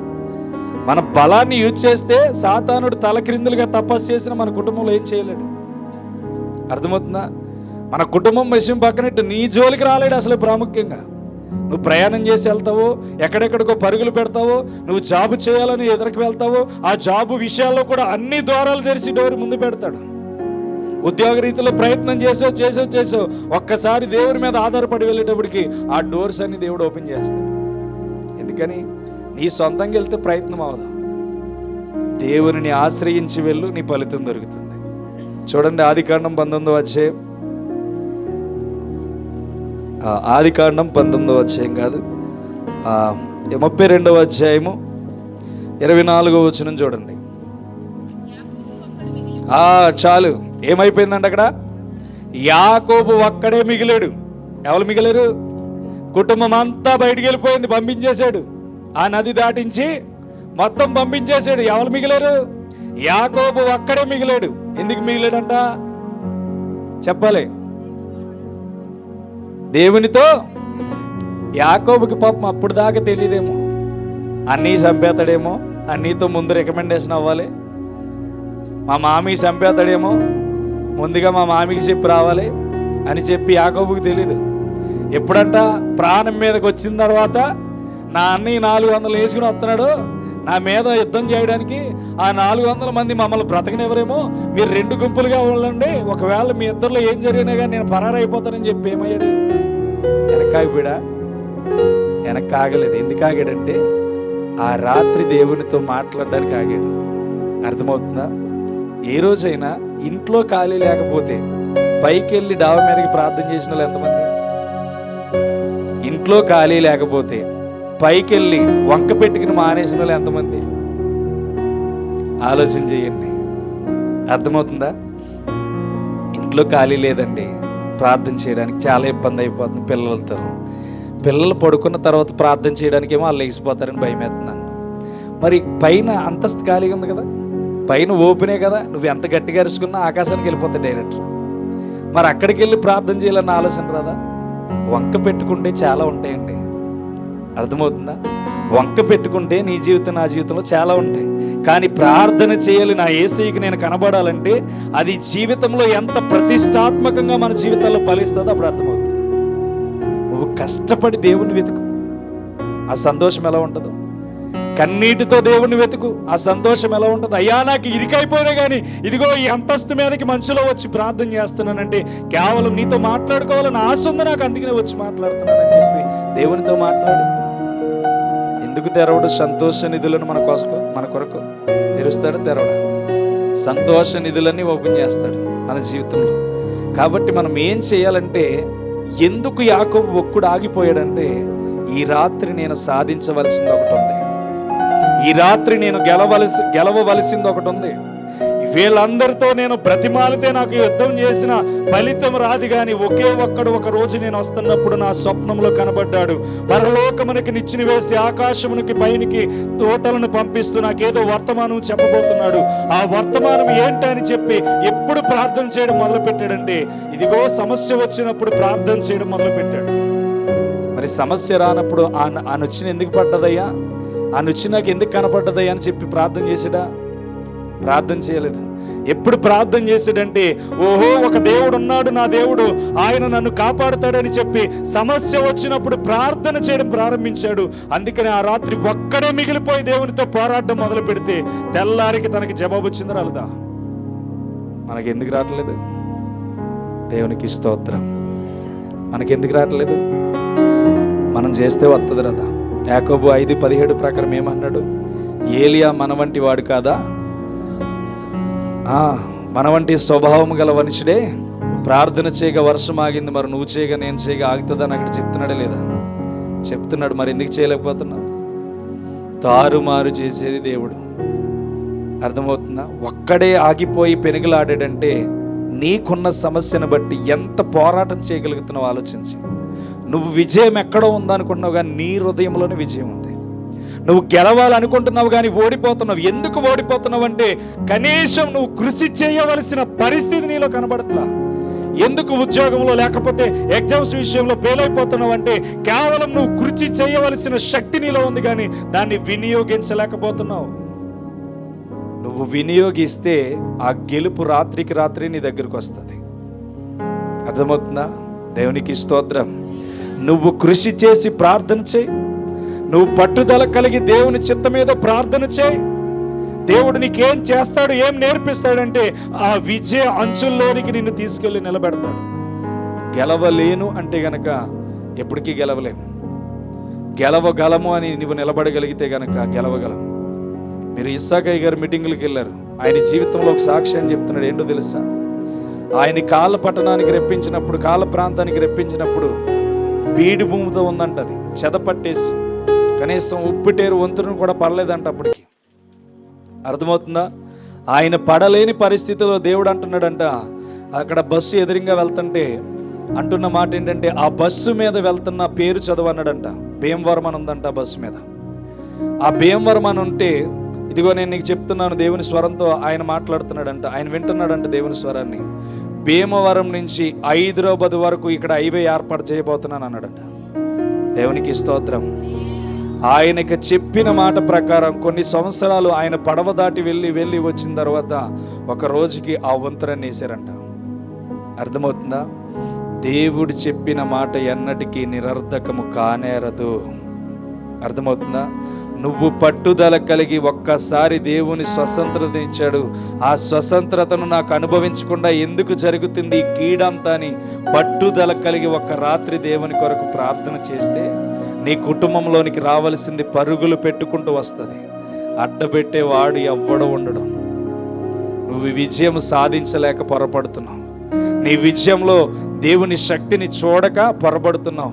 మోషే గనక నేను వెళ్ళనని అక్కడ ఆగిపోతే గనక ఈరోజు మోషే ఇన్స్పిరేషన్గా ఉండేవాడు కాదు.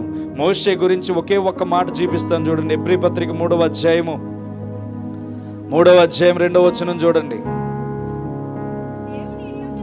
దేవుని ఇల్లంతటిలో మోషే నమ్మకముగా ఉండినట్లు నేను కూడా నన్ను నియమించిన వానికి నమ్మకముగా ఉండెను. చూడండి ఇక్కడ మాట్లాడుతున్న మాట, దేవుని ఇల్లంతటిలో మోషే నమ్మకముగా ఉండెను. 6వ వచనానికి వెళ్తే, అయితే క్రీస్తు కుమారుడై ఉండి ఆయన ఇంటి మీద నమ్మకముగా ఉన్నాడు. ధైర్యమును నిరీక్షణ వలనని ఉత్సాహమును స్తుదముట్టుకు స్థిరముగా చేపట్టిన ఎడల మనమే ఆయన ఇల్లు అయి ఉన్నాము. అర్థమవుతుందా? దేవుడు 2 మాటలు అక్కడ చెప్తున్నాడు. క్రీస్తునేమో ఇల్లంతటిలో అధికారుడిగా చూపిస్తున్నాడు, మోషేనేమో ఇల్లంతటిలో నమ్మకముగా చూపిస్తున్నాడు. అర్థమవుతుందా? మోషే నేను వెళ్ళను, నన్ను నమ్మరు, నాకు వల్ల కాదు అన్నాడు. నువ్వు వద్దులే అని దేవుడు విడిచిపెట్టేస్తే మోషే ఇల్లంతటిలో నమ్మకం అనేవాడు బిరుదు పొందుకునేవాడా? ఈరోజు కూడా నీకు ఏదో బిరుదు దేవుడు ఇవ్వాలనుకుంటున్నాడు. నువ్వు పొందుకుంటావు, విడిచిపెట్టేస్తావు. చెప్పండి, పొందుకుంటానన్నవారు గట్టిగా స్తోత్రం చెప్పండి. హల్లెలూయా. 2 చేతులు ఎత్తుదామా? హల్లెలూయా. చాలా సందరగా ఉండాలి 2 చేతులు ఎత్తి. పొందుకోవాలి మనం. ఒక్కడికి ఒక్కొక్క బిరుదు ఇవ్వలేదు దేవుడు. ఆదాముకు ఒక బిరుదు ఇచ్చాడు, ప్రకటన గ్రంథం రాసిన యాహానుకు ఒక బిరుదు ఇచ్చాడు. అంటే ఇస్సాకుకు ఒక బిరుదు ఇచ్చారు, యేసన్న గారికి ఒక బిరుదు ఇచ్చారు. ఎందుకని? వీళ్ళందరూ ప్రత్యేకింపబడిన వాళ్ళు, దేవుని కొరకు ఏర్పాటైన వాళ్ళు.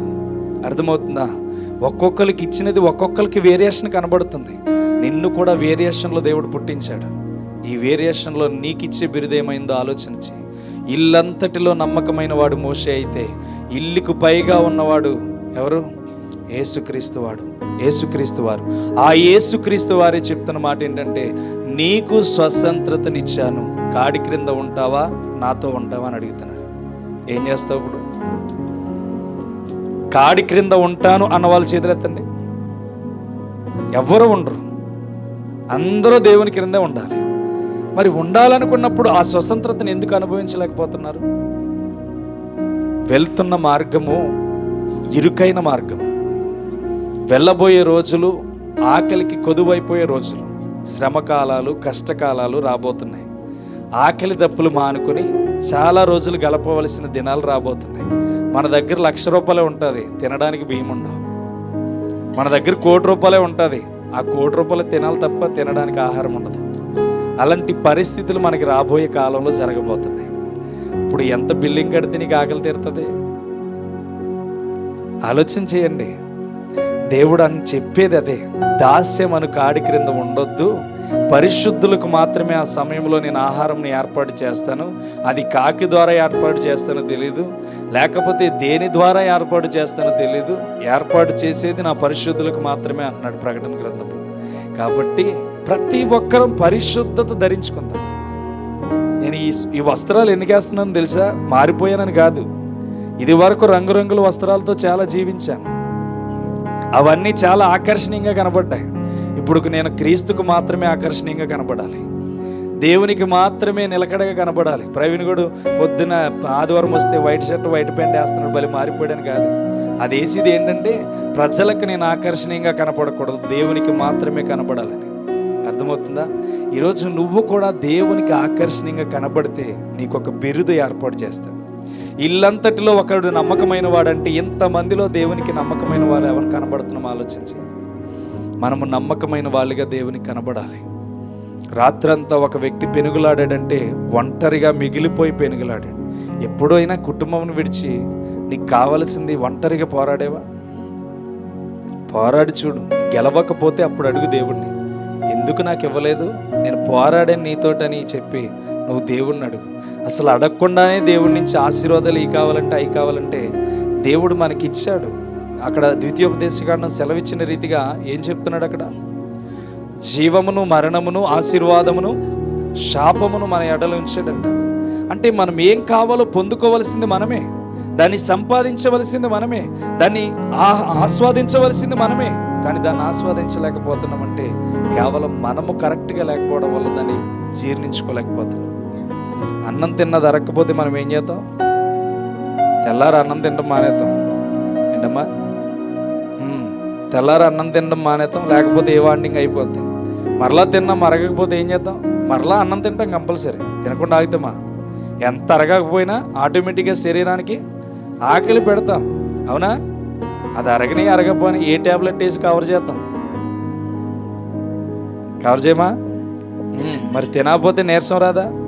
అలాగే ఈ జీవం అనే వాక్యం మనలో ఫలించాలి. ఏమండి? ఒకసారి తిన్నాం, మార్పు రాలేదు. రెండోసారి తిన్నాం, మార్పు రాలేదు. మూడోసారి తిన్నాం, మార్పు రాలేదు. 10వ సారికైనా దీని మీద ఇంట్రెస్ట్ రావాలి కదా, అవునా? 10వ సారికైనా ఇంట్రెస్ట్ రావాలి. ట్యాబ్లెట్ వేస్తే ఎలాగైతే స్వస్థపడుతుందో మన శరీరం, ఆత్మీయ ఆహారం తింటే ఒక రోజు నా జీవితం బాగుపడుతుందని దీని మీద గురి కలిగి ఉండాలి కదా. అసలు గురే లేకపోతే నువ్వు ఎలా బ్రతుకుతావు?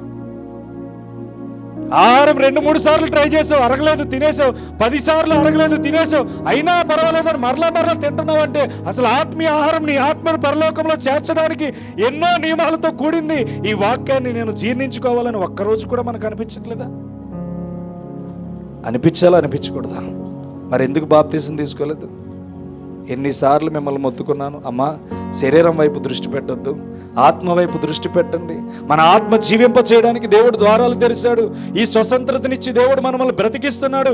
ఈ స్వతంత్రతలో మనం ఉండాలి అంటే వాడు మారలేదండి, నేను మారుతానులేండి, నా భర్త మారలేదండి, నేను మారుతానులేండి.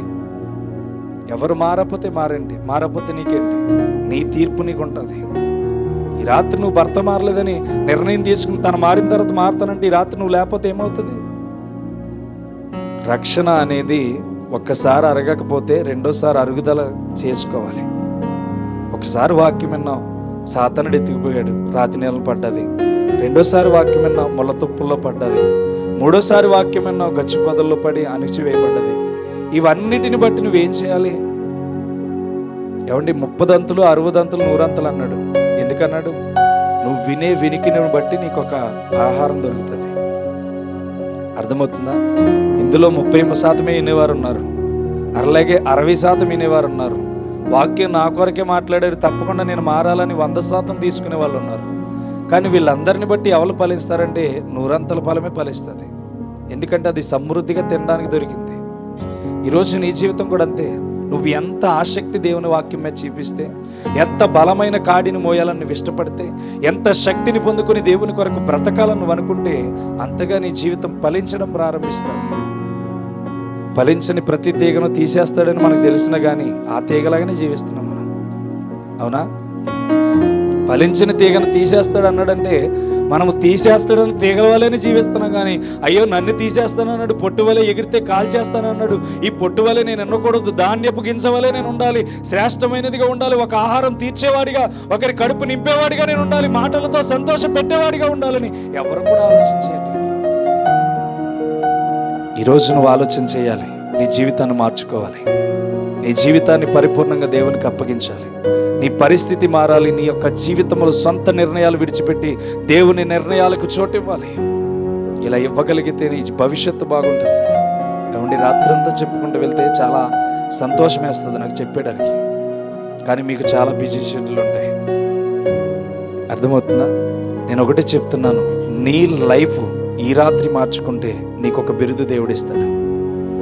ఈరోజు నువ్వు దేవుని కొరకు పరిపూర్ణంగా నీ నోటి మాటను కాపాడుకోగలిగితే, ఈరోజు దేవుడిచ్చిన స్వతంత్రతను నువ్వు అనుభవించడానికి ఇష్టపడితే, ఈ రాత్రి దేవుడికి శక్తి ఉన్నదని నువ్వు తలంచుకొని పోరాటంతో నువ్వు పోరాడగలిగితే, రాత్రికి రాత్రి నీ కుటుంబాన్ని సహితం దేవుడు మార్చేస్తాడు. నీ బిడ్డల్ని కూడా మార్చేస్తాడు. నీ బిడ్డలు నీ మాట వినకపోతే తెల్లారికి వినేలాగా దేవుడు చేస్తాడు. అలాంటి శక్తి దేవుని దగ్గర ఉంది. కానీ పోరాటం నీ దగ్గర ఉందా? పోరాటం దేవునిదైతే నాకేలారటం, విశ్వసించి నిలుచుంటేనే ఇస్తాడు విజయ కిరీటం. అర్థమవుతుందా? ఏమిస్తాడంట? పోరాటం దేవునిదైతే మనకి భయం ఉండదు. అర్థమవుతుందా? భయం ఉండకూడదు. మా సంఘంలో ఒకరిని దెయ్యాన్ని విడుదల చేసుకున్నారంట. మేము వెళ్ళలేదులే, కానీ ఆ శుక్రవారం నాడు, శనివారం నాడు అనుకుంటా, శనివారమే, తెల్లారితే ఆదివారం అనగా శనివారం రోజుని, గత శనివారం రోజుని ఎక్కడో దెయ్యం పట్టిన కుర్రోడిని తీసుకొచ్చి మా చర్చిలో దెయ్యాన్ని వదలగొట్టారంట. నాకంటే దెయ్యం అంటే బాగా ఇంట్రెస్ట్, దాన్ని ఏడిపించడం అంటే ఇంకా ఇంట్రెస్ట్. అలాంటిది అది సంఘంలోనికి వచ్చి పాపము 2 గంటలకు మొదలు పెడితే 6 గంటల దాకా వదలలేదంట. వదలకపోతే జరిగిన సిచ్యువేషన్ ఏంటంటే, తెల్లారి ఆరాధన టయానికి వచ్చి ఆవిడెవరో తెగ తిట్టేస్తుంది. మీ చర్చిలోకి ఎవరు రారు, మీ చర్చి దగ్గర ఎవరు ఉండరు, మీరు ఈ చేస్తున్నారు అని తెగ తిడుతుంటే, అమ్మాయి ఏమైంది, ఎందుకు తిడుతుందంటే, నిన్నటి కాల సమయంలోనయ్యా ఎవరో దెయ్యం పట్టిన కుర్రోని తీసుకొచ్చి 2 పాస్టర్లు వచ్చి మన చర్చిలో ప్రార్థన చేసుకున్నారు, ఆడు మామూలుగా కేకలేదయ్యా, ఊరందరూ తలుపులేసుకునేలాగా చేసాడు అని చెప్పి అన్నారు. ఆవిడ ఇంట్లో పిల్లలు లేరు, ఎంతకి ఎదిరింటి వాళ్ళు తలుపు వేసారంట, వాళ్ళ వెనకాల ఇంట్లో తలుపు వేసారంట. ఆ పక్కన ఎక్కడో దూరంగా ఉన్న వాళ్ళు తలుపు వేసారంట. ఎందుకని? ఆడి కేకలు అంత భయంకరంగా ఉన్నాయంట. ఏదోలాగా సాయంత్రానికి విడిపించుకుని వెళ్ళిపోయారులే సేవకులు వచ్చి. ఇంతకు వాళ్ళు అంటున్న మాటలు ఏంటంటే, మేమందరం చడిచిపోయామయ్యా, ఆడి కేకలైతే వాళ్ళ ఇంట్లోకి ఎందుకు వెళ్తుంది అంటే పిరికితనం, వాళ్ళ ఆలోచన విగ్రహారాధన చుట్టూ తిరిగే మైండెడ్ కదా వాళ్ళది. వాళ్ళ భయము అలా ఉంది. వాళ్ళ ఇంట్లోకి వచ్చేస్తుందేమో, తలిపే తాగుతుంది దెయ్యం. ఆలోచన చేయండి, తలిపే తాగుతుంది దెయ్యం. ఆలోచన చేయండి, తలిపే తాగుతుందా? తలుపేసేసి గెల్లేసేసారంటే ఎవరికాలి, అది ఎక్కడికైనా వెళ్ళగలదు. అర్థమవుతుందా? ఎప్పుడైనా సరే మనము నివసించే స్థలము పరిశుద్ధమైనదైతే అక్కడ ఎటువంటి శక్తి పనిచేయడానికి దేవుడు అర్హత ఇవ్వడం. అర్థమవుతుందా? అందుకనే దేవుడు 6గురితో ఉన్నది ఈ 3 సంవత్సరాల్లో 20 మందిగా మార్చేశాడు. దేవునికి స్తోత్రం. దేవుని మోకాళ్ళ దగ్గర మనం ఎంత ప్రజల కోసం ప్రార్థన చేస్తామో, నీ ఆర్తధ్వని పరలోకంలో ఎంత శ్రద్ధతో వినబడగలుగుతుందో, నువ్వు నిద్రమాని రాత్రులు ఎంతగా దేవుని దగ్గర గడపగలుగుతావో ఆ స్థితిని బట్టి దేవుడు నిన్ను ఆకర్షించుకుంటాడు. ఎప్పుడైనా గమనించండి, నేను చూశాను దేవుని దగ్గర అనుభవం. మీరు దేవునికి మీ హృదయాన్ని ఆకర్షణీయంగా మార్చుకోండి. మీరు చూసే సంతోషం శ్రమలయందు కూడా సంతోషం వస్తుంది. ఎలా నవ్వుతున్నావురా నువ్వు అని కూడా అనిపిస్తుంది. అర్థమవుతుందా? కాబట్టి మన జీవితంలో పోరాటం ఇవ్వండి. ఎలాంటి పోరాటం తెలుసా? దేవుని ఇల్లంతటిలో ఎల్లనేను అన్నవాడే అనిపించుకుంటే, వెళ్తాను దేవుని కొరకు బ్రతుకుతాను అనుకున్న నీ స్థితిని దేవుడు మారుస్తాడు. అందుకే నీ రాత్రి నువ్వు చేయవలసింది ఏంటో తెలుసా? స్వతంత్రతలోనే ఉన్నావు గనుక, యేసుక్రీస్తు మనకి స్వతంత్రతని ఇచ్చాడు గనుక, ఇక పాపం అనే కాడి క్రిందకి మనం వెళ్లకుండా రెక్కలు కట్టుకొని పైకి ఎగురుదుముగాక. ఈరోజు నుంచి అదే చేద్దాం. నీ లైఫ్ ఈరోజు నుంచి బాగుండాలంటే, నువ్వు జీవించే జీవితం స్పష్టంగా ఉండాలంటే, మరలా చెప్తున్నాను, బాగా గుర్తుపెట్టుకోండి, తెల్లారు లేచి మర్చిపోవద్దు. నీ నోటి మాటను నువ్వు కాపాడుకుంటే, మరలా చెప్తున్నాను, నీ నోటి మాటను కాపాడుకుంటే ఫిబ్రవరి 28వ తారీఖుకి నీ జీవితంలో జరగబోయే కార్యాలు చూస్తావు. అర్థమవుతుందా? మరలా చెప్తున్నాను, నీ నోటి మాటను ఈ ఫిబ్రవరి 1వ తారీఖుని కాపాడుకుంటే 28వ తారీఖుకి నువ్వు నీ కుటుంబంలో బహుమతిని పొందుకుంటావు. దేవునికి స్తోత్రం. కాబట్టి జాగ్రత్త పడండి. నేను ఎందుకు గుర్చి మాట్లాడి మిమ్మల్ని విమర్శించట్లేదు, కానీ మీరందరూ దేవుని ఎదుట ప్రత్యక్షతము కావలసిన వాళ్ళే ఉన్నారు. అందుకని ఎవరి న్యాయం దేవుడు వాళ్ళకి తీరుస్తాడు. ఇక్కడ నిలబడే పుల్పిటి దగ్గర నిలబడే నాకైనా, కూర్చున్న మీకైనా ఇద్దరికీ ఒకటే తేడా. మీకు 1, నాకు 2 అంతే. కాబట్టి ఇక్కడ చెప్తున్న వాక్యానుసారంగా ఉంటే మీ జీవితాలను ఈ రాత్రి నుంచి మార్చుకోవడానికి ప్రయత్నం చేయండి. ఎప్పటికీ కూడా పాపం అనే కాడి క్రింద మీరు చిక్కుకోవద్దు. దాస్యం అనే కాడి క్రింద మనం వెళ్ళకూడదు. యేసుక్రీస్తు మనల్ని స్వతంత్రులుగా చేశాడు. ఇప్పుడు ఆశీర్వాదము, జీవము ఎవరి దగ్గర ఉన్నాయి? మరణమును, జీవమును, శాపమును, ఆశీర్వాదమును 2 వ్యత్యాసాలు మనకి చూపిస్తున్నాడు. ఇప్పుడు నువ్వు ఏది కావాలో మోకరించి ప్రార్థన చేద్దాం. దేవుడు అట్టి కృపలో ఈ మాటలు దీవించి ఆశీర్వదించునుగాక. ప్రార్థన చేయండి. నీకేం కావాలి? జీవము కావాలా? మరణము కావాలా? ఆశీర్వాదం కావాలా? శాపము కావాలా? ఈ రాత్రి నువ్వు ఏ రీతిగా నువ్వు ప్రార్థన చేయబోతున్నావో, నీ ప్రార్థనకు ప్రతిఫలము దొరకబోవట్లేదో, ఒక్కడే ఎందుకు మిగిలిపోయి ప్రార్థన చేశాడు, ఒక్కడే ఐగుప్తు ప్రాంతానికి ఎందుకు వెళ్ళనన్నాడు, అతడే నమ్మకమైన వాడని దేవుడు ఎందుకు చెప్తున్నాడు, వాటన్నిటిని బట్టి నీ పరిస్థితి ఈరోజు ఎలా ఉందో నీవు గుర్తించుకొని నీ పద్ధతిని మార్చుకొని నువ్వు ప్రార్థన చేయగలిగితే, ఒక్క రాత్రి యాకోబు జీవితంలో ఇశ్రాయేలుగా మార్చబడితే, ఈ రాత్రి నీ జీవితంలో దేవుడు నిన్నే బహు ఉన్నతముగా మార్చుకోవడానికి ఇష్టపడి ఈ రాత్రి నీతో మాట్లాడాడు. ఈ రాత్రి ఇష్టముతో దేవుడు నిన్ను నవ్వుతో నీ హృదయంలోనికి వాక్యాన్ని అప్పగించాడు. ఈరోజు నీ యొక్క జీవితంలో శ్రేష్టమైన దివ్య వాక్కును దేవుడిచ్చాడు. ఈ వాక్కును బట్టి స్వతంత్రత కావాలో, లేకపోతే కాడి క్రింద మిగిలిపోతావో, కేవలం ఒకే ఒక్క మాటతో ఈ రాత్రి దేవుడితో మాట్లాడు. ఈ రాత్రి దేవునిని అడిగితే ఇస్తానన్న దేవుడు ఎందుకు ఇవ్వడు? ఇదే నీ గురి. అడిగితే ఇస్తానన్నావు, నాకు ఇది కావాలని అడుగు. వెతికితే దొరుకుతానన్నావు, ఏది కావాలో వెతుకు. ఇదిగో తట్టిన వానికి తీస్తానన్నావు, నువ్వు ఏది కావాలో తట్టు దేవుని అడుగు. ఈరోజు నువ్వు అనుకున్న వాటినన్నిటినీ దేవుడు నీ ముందు పెట్టడానికి ఎదురు చూస్తున్నాడు. నువ్వు ఉద్యోగం విషయంలో ప్రయత్నం చేస్తూ ముందుకు వెళ్తుంటే ఆ ఉద్యోగ విషయంలో నీకు విజయాన్ని ఇవ్వడానికి దేవుడు ద్వారాలు తెరుస్తాడు. నువ్వు సంపాదన విషయంలో ముందుకు వెళ్ళాలని అనుకుంటే ఆ సంపాదన విషయంలో నీకు దేవుడు ద్వారాలు తెరుస్తాడు.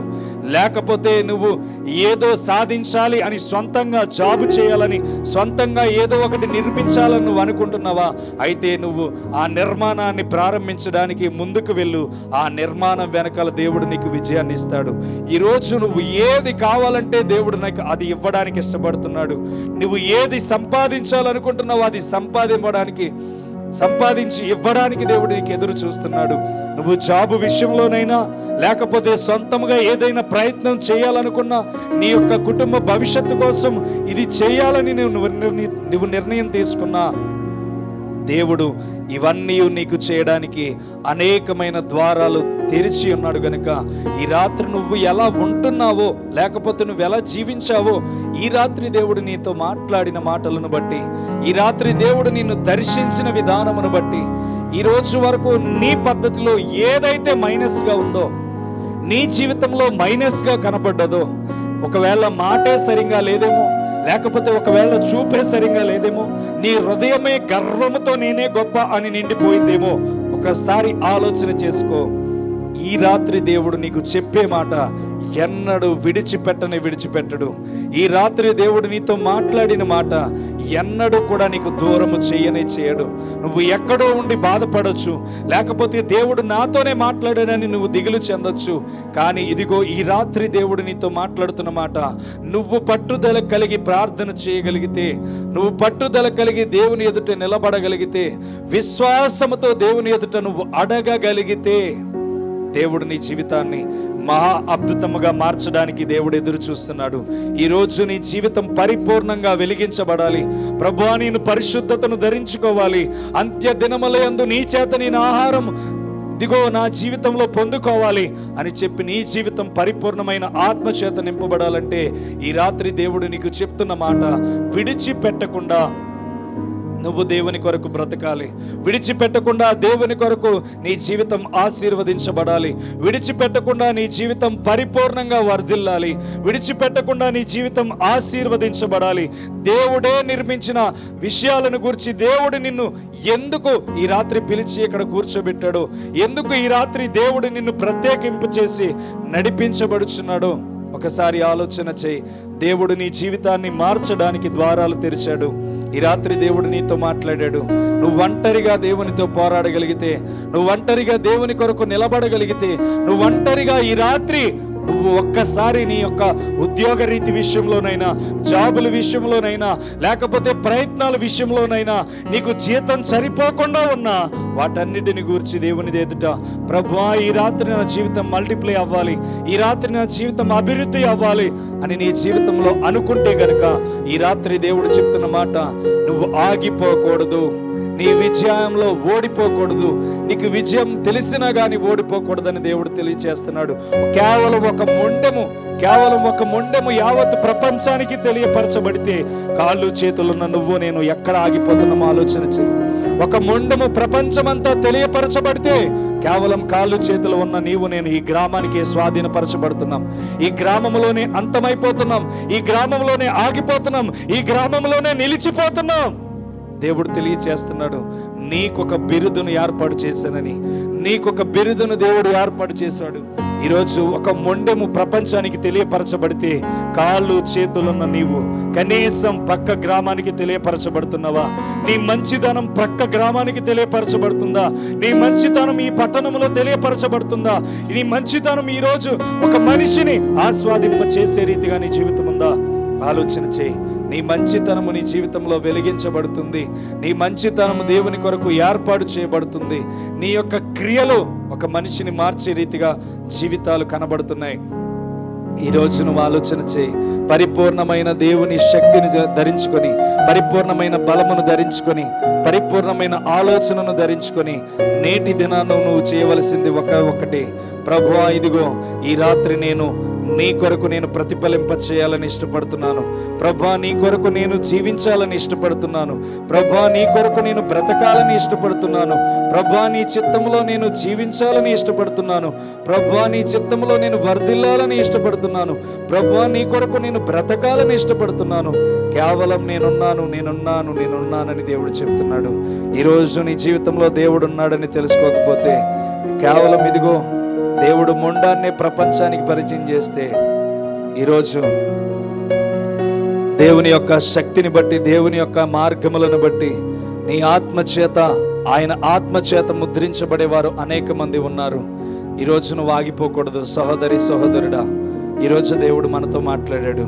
ఇదిగో స్వతంత్రతను మనకిచ్చానన్నాడు. ఈ స్వతంత్రతను మనకి ఇస్తే మనము స్వతంత్రతలో అనుభవిస్తున్నామా?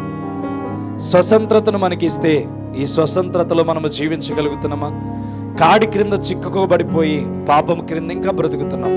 మన నోటి మాటను ఎందుకు దేవుడు సరిచేసుకోమంటున్నాడు?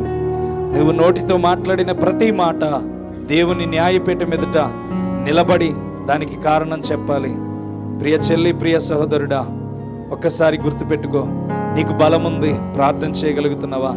నీకు శక్తి ఉంది, ప్రార్థన చేయగలుగుతున్నావా? నీకు సమయం ఉంది, దేవునితో గడపగలుగుతున్నావా? నీకు చదువుకునే జ్ఞానం ఉంది, దేవుని వాక్యాన్ని ఎంతసేపు చదవగలుగుతున్నాం? ఈరోజు దేవుడు నిన్ను నన్ను దర్శిస్తున్నాడంటే కేవలం నీ జీవితాన్ని ప్రతిఫలింప చేయాలని దేవుడు ఇష్టపడుతున్నాడు. తీగ తీసివేసి కాల్చబడే రీతిగా నీవు ఉండకూడదు. తీగ తీసివేసి పొట్టి గాలికి ఎగురుతున్నట్లుగా నీ జీవితం ఉండకూడదు.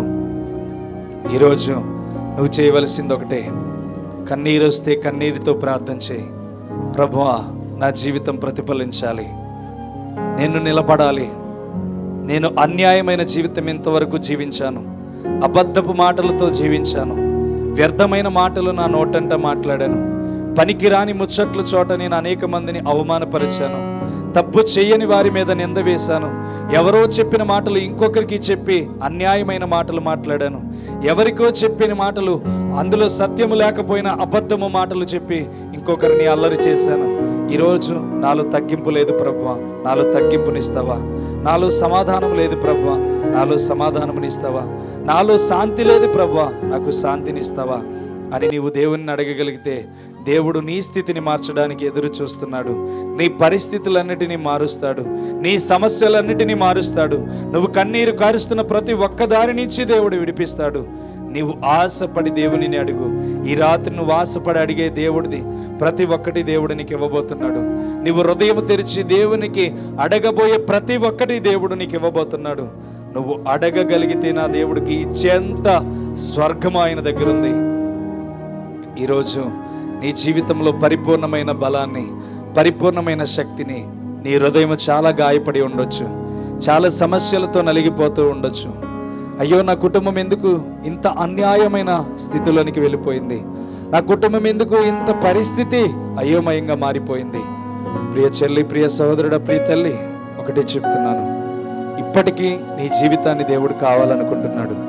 ఇప్పటికీ నీ జీవితం బాగు చేయాలని దేవుడు అనుకుంటున్నాడు. ఇప్పటికీ నీ యొక్క కుటుంబ పరిస్థితిని దేవుడు మార్చాలనుకుంటున్నాడు. కేవలం ఒక్క రాత్రి ప్రార్థన చేస్తే అనేకమైన కార్యాలు చేసిన దేవుడు ఈరోజు నీ జీవితంలో చేయడానికి కూడా ఇష్టపడుతున్నాడు. ఏ విషయంలో నీకు గెలుపు లేక బాధపడుతున్నావో, ఏ విషయంలో మనశ్శాంతి లేక బాధపడుతున్నావో, ఏ విషయంలో శాంతి లేక నువ్వు బాధపడుతున్నావో, కేవలం మొండుమునే ఒక ప్రపంచానికి పరిచయం చేస్తే, ఒక వ్యక్తిని ప్రపంచానికి పరిచయం చేస్తే కేవలం దేవుడు నిన్నెందుకు పరిచయం చేయడు? ఎప్పుడైనా పట్టుదల కలిగి ఆలోచించావా? కేవలం ఇదిగో నేను ఆగిపోవాలని అనుకున్న మోషేని దేవుడు యావత్ ప్రపంచం నోట్లో ఉంచాడంటే, ఎక్కడ సువార్త ప్రకటించబడుతుందో అక్కడ మోషే గురించి మాట్లాడుతున్నారంటే కేవలం నేను ఆగిపోవాలని అనుకుని మోషే అనుకున్నాడు. కానీ యావత్ ప్రపంచానికి దేవుడు పంపించి తెలియచేశాడు. ఈరోజు నిన్నెందుకు దేవుడు విడిచిపెడతాడు? ఈ రాత్రి నిన్ను విడిచిపెడతాడు అనుకుంటే ప్రార్థన చేయొద్దు. దేవుడు నిన్ను పట్టుకుంటాడంటే విశ్వాసంతో ప్రార్థన చేయి. దేవుడు నన్ను నిలబెడతాడంటే విశ్వాసంతో ప్రార్థన చేయి. దేవుడు నా పరిస్థితిని మారుస్తాడంటే విశ్వాసంతో ప్రార్థన చేయి. ప్రతి బలహీనతల నుంచి దేవుడు నిన్ను విడిపించగలడు అని నువ్వు నమ్మితే విశ్వాసంతో ప్రార్థన చేయి. నువ్వు నమ్మకపోతే ఎంత ప్రార్థన చేసినా హృదయే, కానీ నమ్మి ఒక్క విశ్వాసి ప్రార్థన చేసినా దేవుడు వారి ప్రార్థనకు ప్రతిఫలమునిస్తాడు. నీ యొక్క జీవితాన్ని ఈ రాత్రి ఎలా దేవునికి చూపించబోతున్నావో, నీ యొక్క జీవితాన్ని దేవునికి ఎలా ఇవ్వబోతున్నావో ఈ రాత్రి దేవుడు నీతో మాట్లాడాడు కనుక ఈ రాత్రి దేవుడు నీకు చూపించబోతున్న ప్రత్యేకమైన జీవితాన్ని ఈ రాత్రే ఒంటరిగా పోరాటంలోనికి వెళ్ళబోతున్నావా, లేకపోతే ఒంటరిగా దేవుని పరిచారకుడిగా, లేకపోతే దేవుని యొక్క సంఘములో విశ్వాసురాలిగా నీవు ఉండబోతున్నావా? ఇవన్నిటిని బట్టి నువ్వు ప్రార్థన చేయి. నీకు అలసటే రావచ్చు, ఓపికే నశించవచ్చు, కష్టమే రావచ్చు, నష్టమే రావచ్చు, బాధలే భరించవచ్చు. ఇది శరీరం వారికే మాత్రం వర్తిస్తుంది, కానీ నీ ఆత్మ వీటన్నిటి యందు విజయాన్ని సాధిస్తుంది.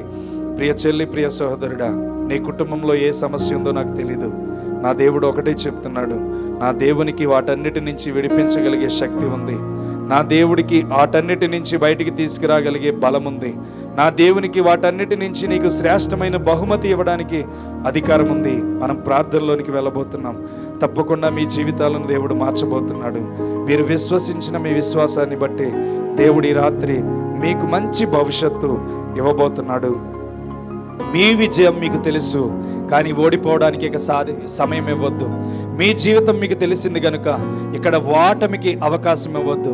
మీరు ఓటమికి అవకాశం ఇస్తే మీ జీవితంలో విజయాంశంలోనికి వెళ్ళలేరు. ఓటమి ఓడిపోతున్నాను అనుకున్న నిక్ వూజిసన్ తన జీవితంలో ఒక వాక్యాన్ని చదువుకున్నాడు. ప్రతి మనిషి ఒక కారణం చేత పుట్టాడని. ఆ మాట తనకి ఇన్స్పిరేషన్గా తీసుకొని తన జీవితాన్ని యావత్ ప్రపంచానికి పరిచయం చేసుకున్నాడు. ఈరోజు కూడా దేవుడు నిన్ను ప్రపంచానికే పరిచయం చేయకపోయినా 10 మందికి ఇన్స్పిరేషన్గా నిన్ను ఉంచాలని దేవుడు ఇష్టపడుతున్నాడు. ఈరోజు నువ్వు ఉండగలను అంటే నా దేవునికి నీ కుడి హస్తాన్ని చూపించండి. నా దేవునికి నీ కుడి హస్తాన్ని చూపించండి. ప్రభువా, నేను ఉండగలను అని నువ్వు అనుకుంటే నీ కుడి హస్తాన్ని దేవునికి చూపించి నేను ప్రార్థన చేయబోతున్నాను. పరిశుద్ధాత్మ దేవుడు, మీరు ఎవరైతే మీ కుడి హస్తాలను ఎత్తారో దేవుడు మీ యొక్క బలాన్ని, మీ యొక్క శక్తిని ఈ రోజు నుంచి చూడబోతున్నాడు. ప్రభువా, నీకు వందనాలు తండ్రి. ఆశ్చర్యకరుడా, నీకు వందనాలు తండ్రి. ఆలోచనకర్త, నీకు వందనాలు తండ్రి. మహోన్నతుడు అయిన గొప్ప దేవుడా, నీకు వందనాలు తండ్రి. సర్వశక్తిమంతుడా, నీకు వందనాలు తండ్రి. డోర్స్ ఓపెన్ చేయవాడా, నీకు వందనాలు తండ్రి. నిరంతరమైన నీ కృపలో భద్రతనిచ్చేవాడు, నీకు వందనాలు తండ్రి. పరిశుద్ధాత్మ కృపలో ముద్రించిన దేవుడా, నీకు వందనాలు తండ్రి. ఇదిగో ఇంతవరకు నీ బిడ్డలు ఏ చేతినైతే ఎత్తి ఉన్నారు తండ్రి, యేసు నామములో వారి చేతులను చూడండి తండ్రి.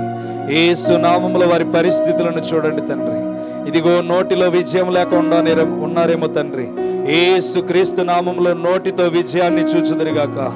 యేసు నామములో నోటిని జయించుదురుగాక. యేసు నామములో నోటిని జయించుదురుగాక. పరిశుద్ధాత్ముడ, హృదయంతో విజయాన్ని లేకుండా ఉన్నారేమో, హృదయంలో విజయం లేకుండా ఉన్నారేమో, యేసు క్రీస్తు నామములో హృదయంలో విజయాన్ని చూచుదురుగాక. యేసు నామములో హృదయంలో విజయాన్ని చూచుదురుగాక. దేవా, బిడ్డలను దీవించండి, ఆశీర్వదించండి అయ్యా. ఇదిగో దీవెనయును శాపమును ఆశీర్వాదమును ఒక్క చోటే ఉన్నవి తండ్రి. జీవమును మరణమును ఒక్క చోటనే ఉన్నవి తండ్రి. పరిశుద్ధాత్ముడని బిడ్డలు ఏది పొందుకోవాలనుకుంటున్నారో ఇదిగో ఇదిగో వారి కుడి హస్తమును చూపించి అయ్యా, నీ ఎదుట వారి జీవితాన్ని తగ్గింపగలిగి నీ ఎదుట ప్రాధేయపడుతున్నారు తండ్రి. నజరేయుడైన యేసు నామములో తండ్రి, వీరి భవిష్యత్తు ఆశీర్వదించబడును గాక. వీరి భవిష్యత్తు జీవముతో నింపబడును గాక. మరణము యేసు నామములో దూరమైపోవును గాక. శాపము యేసు నామములో దూరమైపోవును గాక. ప్రతి శక్తి బిడ్డల నుంచి లయమైపోవును గాక. దేవా, నీ కృప మాత్రమే బిడ్డల మీదకి దిగి వచ్చును గాక. నీ కృప మాత్రమే బిడ్డల్ని జీవింప చేయును గాక. నీ కృప చేత బిడ్డలు వర్ధిల్లింపబడుదురు గాక.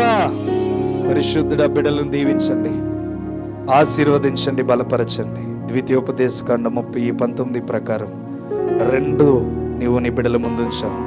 జీవము ఆశీర్వాదమును తండ్రి బిడ్డలకు నింపి ఆశీర్వాదముతో నింపమని ప్రార్థిస్తున్నాను. దేవా, ఇదిగో తండ్రి, దేని కొరకు నీ బిడ్డలు ప్రార్థించారు, దేని కొరకు ఎదురు చూశారు, దేని కొరకు మోకాళ్ళని ఇంతవరకు ప్రార్థన చేశారు, నజరేయుడైన యేసు క్రీస్తు నామములో ఈ నెలాఖరికి నీ యందు నిలబడే వారి విశ్వాసమును బట్టి వారి జీవితాలు ఫలించబడునుగాక. యేసు నామములో ప్రతి కుటుంబంలో కార్యము జరుగునుగాక. నజరేయుడైన యేసు నామములో ప్రతి కార్యము విడుదలవునుగాక. ఏ ద్వారములైతే మూయబడ్డాయో యేసు నామములో తలుపులు బద్దలగొట్టబడునుగాక.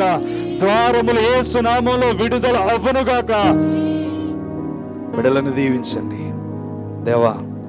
ఎవరైతే ఎదురు చూస్తున్నారో విశ్వాసముతో చివరి 28వ తారీఖు వరకు వీరి జీవితాలను, వీరి నోటిని, వీరి హృదయాన్ని నిలబెట్టుకోబోతున్నారు. వారి జీవితాల్లో మంచి ఫలములను ఫలింపచేయండి. వారి జీవితాల్లో గొప్ప ఆశీర్వాదమును దయచేయండి. నీ కృపతో వారిని ఆశీర్వదించండి. నీ కృపతో వారిని బలపరచండి. నీ ఆశీర్వాదం మెండుగా బిడ్డలకు దయచేయండి. విడుదల చేసే ప్రతి మాట నజరేయుడైన యేసు నామములో ఫలించునుగాక. యేసు క్రీస్తు నామములో ఫలించునుగాక.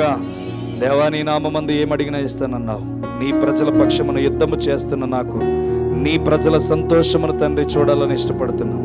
వారి సంతోషానికి హద్దులు లేని ఆనకట్టగా నిలబెట్టమని ప్రార్థన చేస్తున్నాను.